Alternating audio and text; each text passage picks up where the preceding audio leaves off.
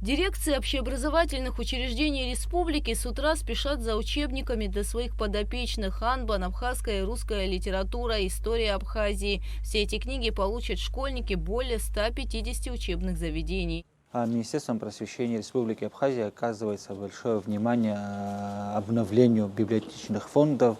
То есть вот в продолжение этой темы, то есть по обращению библиотекарей республики, то есть в школах для обновления резерва учебников были поданы заявки. Вот исходя из этих заявок сегодня представители отделов образования районов и городов забирают учебники.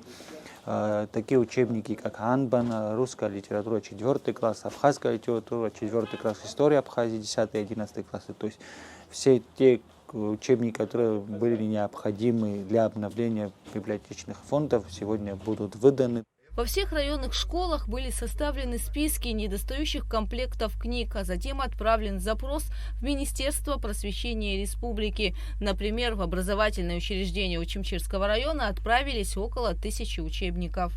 Библиотекари составили список недостающий фонд в школах. И по спискам вышло так, что около 5 наименований не достают. Ну, то есть это для обновления фонда.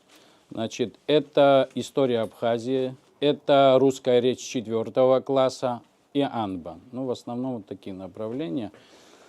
Значит, и мы сегодня их получаем.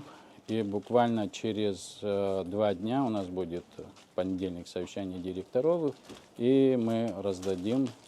По словам специалистов Министерства просвещения, ведомство и дальше будет способствовать увеличению библиотечного фонда в образовательных учреждениях страны. Гугут Савардани, Аля Самичпа, Абхазское телевидение.